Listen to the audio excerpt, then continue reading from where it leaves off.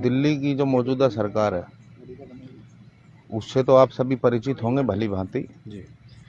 जिस प्रकार से इन्होंने लोगों को प्रलोभन दे करके और दिल्ली की सत्ता में काबिज हुए हैं, लेकिन इनके जो गलत इरादे हैं वो हमेशा हमारे दिल्ली देहात के लिए ही ज़्यादा कारगर ये कर करके लेकर के आते हैं।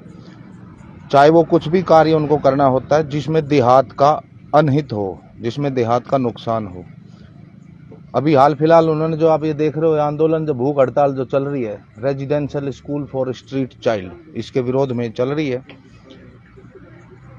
तो सवाल ये है कि ये ज़मीन हमारी, स्कूल हमारा, इसके अंदर पढ़ने वाले बच्चे हमारे, एक गांव के नहीं, दो के नहीं, 4-5 गांव के बच्चे हैं। चाहे वो नाना खेड़ी हो, बडूसरा हो, राघोपुर हो, धर्मपुर हो, भाऊपुर हो, इतने गांवों के बच्चे इसके अंदर पढ़ते हैं। यदि उनको रेजिडेंशियल स्कूल बनाना ही है तो इन गांव के बच्चों के लिए बनाओ। यदि रेजिडेंशियल स्कूल बनाना है तो इस गांव के बच्चों के लिए बनाओ, इस देहात के बच्चों के लिए बनाओ। स्ट्रीट चाइल्ड कौन है यहाँ पे? यहाँ से 10-10 किलोमीटर दूर तक कोई स्ट्रीट चाइल्ड नहीं है। स्ट्रीट चाइल्ड की परिभाषा क्या है? एक बार दिल्ली की सरकार इस चीज को भी बता दे, परिभाषित कर दे कि स्ट्रीट चाइल्ड की परिभाषा क्या है, कौन है स्ट्रीट चाइल्ड। आज की डेट में आप दिल्ली की जितनी भी रेड लाइटों के ऊपर जाओगे, आप कभी ध्यान दे लेना, मैं आपके चैनल के माध्यम से पूरी दिल्ली की जनता को और जो भी इस वीडियो को देखे उनका ध्यान ले जाना चाहूंगा। दिल्ली की हर रेड लाइट पे आज की तारीख में 4 8 से 12 साल के बच्चे भिखारी और 4 वे हथेली पीटने वाले, जिसको बोलते हैं थर्ड जेंडर। हालांकि वो थर्ड जेंडर नहीं है, थर्ड जेंडर के छदम भेष के अंदर वो रोहिंग्या हैं। हर रेड लाइट के ऊपर मिलेंगे। आप बिल्कुल खराब कर रहे हैं। और वो दिन में चाहे वो छदम वेश के अंदर बन के थर्ड जेंडर बन करके रहे, रात में उनके क्या आजकल क्या कांड नहीं हो रहे दिल्ली के अंदर। सरेआम बच्चियों को गोली मारी जा रही है। अभी 2-3 दिन पहले की बात है, संगम विहार में लड़की के सर में गोली मारी।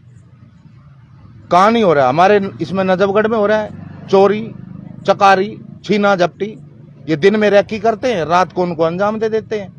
तो इस प्रकार का है जो देहात को खराब करने का, साथ साथ देहात के बच्चों के भविष्य के साथ जो खिलवाड़ करने का जो प्रयास किया जा रहा है, उसी का ये विरोध है। और इस विरोध में मैं आपके चैनल के माध्यम से ये आश्वासन भी देना चाहूंगा, जितने भाई बंधु यहाँ बैठे हैं, अपने आप को कोई भी अकेला ना समझे।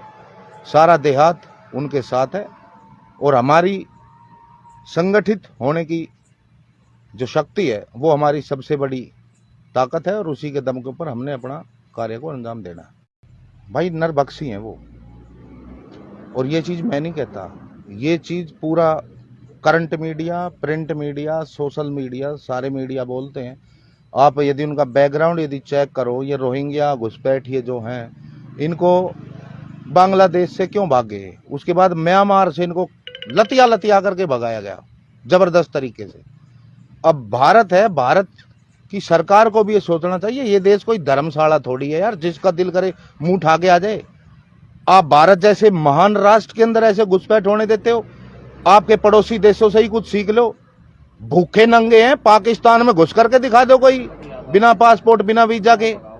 लेकिन भारत के अंदर तो भाई बाबा का ढाबा चल रहा है, जिसका दिल करता आ जाता है। फिर उनको सारी चीजें देने की घोषणाएं कर देते हैं, ये भी देंगे, मकान भी देंगे जी, राशन भी देंगे, आपके बच्चों को पढ़ने के लिए रेजिडेंशियल स्कूल भी देंगे। लेकिन जो यहाँ का मूल निवासी है, जो यहाँ का रहने वाला है, उसको कोई पूछता नहीं। आज की तारीख में आप चेक कर लो, हमारे गांव में आज भी ऐसे बहुत सारे लोग हैं जिनके अपने खुद के कागज पूरे नहीं हो पा रहे, वोटर लिस्ट में उनका नाम तक भी नहीं है। लेकिन जो अवैध घुसपैठी हैं, इनके पास सबसे पहले कागज पूरे पाएंगे, आधार कार्ड पाएगा, पैन कार्ड पाएगा, वोटर आईडी कार्ड पाएगा, रेजिडेंशियल प्रूफ के लिए उनको डोमिसाइल तक मिल जाएगा। हमारे बच्चे धक्के खाते रहते हैं तहसीलों के अंदर, डोमिसाइल नहीं बन के देता भाई साहब, सबको मणिराम चाहिए, लेकिन इनके डोमिसाइल तुरंत तैयार हो जाते हैं। एक भाई ने परसों पहले दिन एक बात कही थी, यहाँ पे फेयर एंड लवली का काम करते हैं, काम कम और प्रचार ज्यादा। 100 रुपए का काम करेंगे और फिर उसके प्रचार के अंदर बड़े बड़े पोस्टर, होर्डिंग, बैनर लगा देंगे। बधाई हो दिल्ली, आज फलाने जगह सुलभ शौचालय में धोने के लिए लोटे रखे गए। ये कोई प्रचार है यार? ये कोई बताने वाली बात है? इतने निम्न स्तर का इनका प्रचार है। यदि सुलभ शौचालयों में, सार्वजनिक शौचालयों में लोटे रखवाते तो उसकी भी बधाई देते हैं। ये इनका स्टैंडर्ड है। और काम से ज्यादा ही प्रचार के ऊपर अपना पूरा जनता का जो गाड़ी कमाई का जो खून पसीने का पैसा जो टैक्स के रूप में जाता है इनको, उसको ही लुटा रहे। हम एक ऐसे समाज के अंदर जी रहे हैं जहां पर इंसान को अपने राष्ट्र और धर्म के नैतिक मूल्यों से ज्यादा अपना खुद का स्वार्थ दिखता है।